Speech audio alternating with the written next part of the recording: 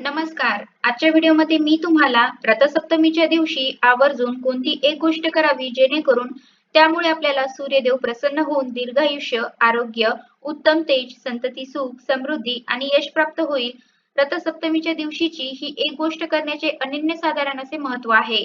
तर ती कोणती गोष्ट करावी याबद्दलची संपूर्ण माहिती सांगणार आहे. पण त्याआधी तुम्ही चॅनलवरती नवीन असाल तर चॅनलला लाईक करा आणि सबस्क्राईब देखील करा. कमेंटमध्ये श्री स्वामी समर्थ किंवा ओम सूर्याय नमः लिहायला विसरू नका. रथसप्तमी हा सूर्याच्या उपासनेचा दिवस आहे. त्यामुळे आदिती आणि कश्यप यांचे पुत्र सूर्य याचा हा जन्मदिवस मानला जातो. सूर्याची उपासना आणि पूजा या दिवशी करण्याचे वेगळेच असे महत्त्व आहे. माघ महिन्यातील शुक्ल सप्तमीला रथसप्तमी साजरी केली जाते. सूर्य ग्रहांचा राजा असून त्याचे स्थान नवग्रहांमध्ये आहे. सूर्य स्वयंप्रकाशी असून अन्य ग्रह त्याचा प्रकाश घेतात. अशा सूर्याला देव मानून त्याच्या प्रती कृतज्ञता व्यक्त करण्याचा दिवस म्हणजे रथसप्तमी.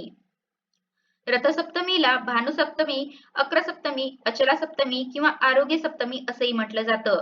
आपल्या हिंदू धर्मामध्ये सूर्याला देवाचे स्थान असून सूर्यदेवाप्रती कृतज्ञता व्यक्त करण्याचा दिवस हा आहे.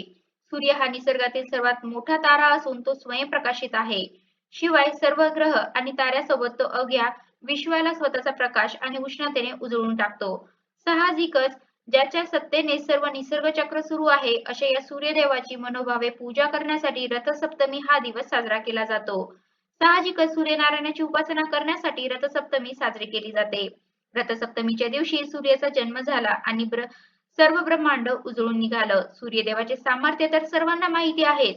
अनेक स्त्रिया माघ शुद्ध प्रतिपदेपासून उपवास करतात आणि रथसप्तमीपर्यंत उपवास धरतात. त्यामुळे या दिवसाचे व्रत म्हणून सुद्धा खूप महत्त्व आहे. या पूजनाने समृद्धी प्राप्त होते. तसं तर सूर्यनारायणाची पूजा रोज करावी आणि ज्यांना रोज शक्य होत नाही ह्या दिवशी म्हणजे रथसप्तमीच्या दिवशी तरी सूर्याची पूजा नक्की करायची आहे. सूर्यदेवाच्या रथाला असणारे सप्त अश्व सप्ताहातील 7 वार व 12 चाके 12 राशी दर्शवतात आणि या 12 राशींचे प्रतीक म्हणून देवासमोर या दिवशी 12 प्रकारच्या धान्याच्या राशी मांडून त्याची पूजा रथसप्तमीला केली जाते. सूर्यदेवता सतत या रथात विराजमान असते. देव देवळात असल्यामुळे ज्या प्रकारे देवळाला महत्त्व प्राप्त होते तसेच महत्त्व सूर्याच्या रथाला आहे. त्यामुळे रथसप्तमीला सूर्याच्या उपासनेबरोबरच प्रतिकात्मक रथाचेही पूजन केले जाते. सूर्याच्या पूजनाचं वैशिष्ट्य अरुणोदय काळात सांगितलेलं आहे. म्हणजे सूर्योदयापूर्वी नारंगी प्रकाश दिसत असताना सूर्याला आपण अर्घ्य अर्पण करायचं आहे. तसे तर तुम्ही दररोज सूर्योदयापूर्वी अंघोळ करून सूर्याला जल अर्पण केले पाहिजे. नसेल जमत तर रथसप्तमीच्या दिवशी तरी सूर्याला अर्घ्य नक्कीच अर्पण करा. रोज जल अर्पण केल्याने दिवसभर तुमच्या शरीरातील ऊर्जा वाढते. दिवसभर तुम्ही ऊर्जावान राहता आणि त्यामुळे आत्मशुद्धी आणि शक्ती प्राप्त होते. उत्तम तेजाची प्राप्ती होते. आरोग्याचा लाभ होतो. रोज सूर्योदयापूर्वी उठून सूर्याचे स्वागत करावे आणि त्याला अर्घ्य अर्पण करावे. लवकर उठून सूर्यदर्शन घेणे आणि अर्घ्य देऊन त्याच्या प्रती कृतज्ञता व्यक्त करणे हा संस्कार आहे. त्याचप्रमाणे या माघ मासामध्ये माघ स्नानाचं सुद्धा खूप महत्त्व आहे. पहाटेच्या वेळी केलेले स्नान हे अत्यंत श्रेष्ठ मानलं जातं. रथसप्तमीच्या दिवशी सूर्यपूजा करताना सूर्याचा रथ काढला जातो आणि त्याची ही हळद, कुंकू, अक्षता, फूल वाहून पूजा केली जाते आणि सूर्याला अर्घ्य दिले जाते. अर्घ्य देण्याची सुद्धा एक विशिष्ट पद्धत आहे. त्यासाठी शक्य असेल तर एका तांब्याच्या कलशामध्ये जल घ्यावे.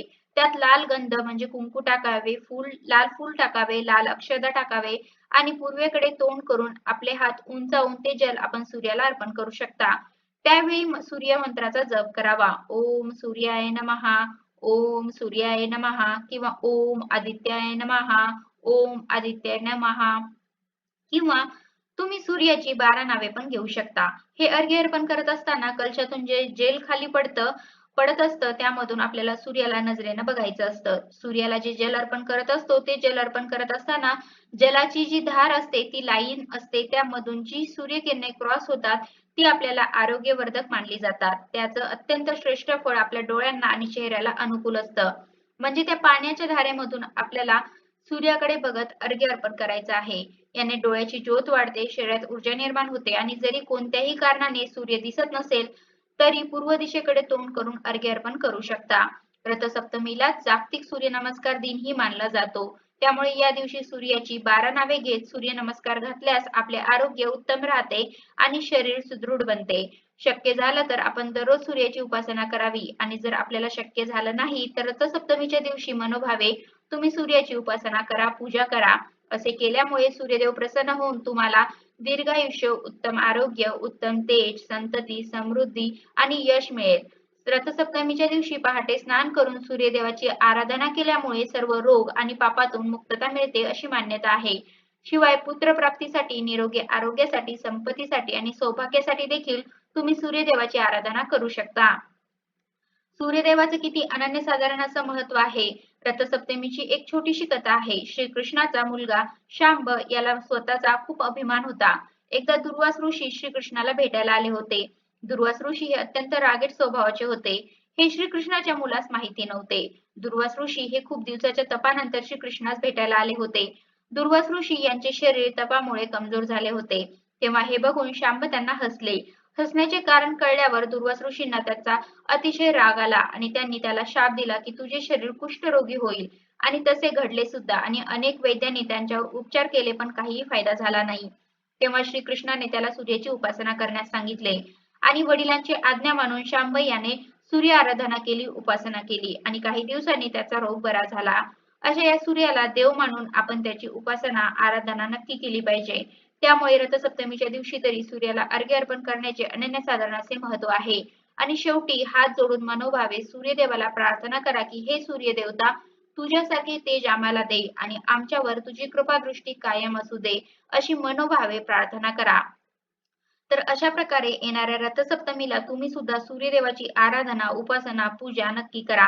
तुम्हाला सुद्धा त्याचा नक्कीच फायदा होईल. तर अशा प्रकारे आजच्या व्हिडिओमध्ये मी तुम्हाला रथसप्तमीच्या दिवशी आवर्जून कोणती एक गोष्ट करावी जेणेकरून त्यामुळे आपल्याला सूर्यदेव प्रसन्न होऊन दीर्घायुष्य, आरोग्य, उत्तम तेज, संतती, सुख, समृद्धी आणि यश प्राप्त होईल.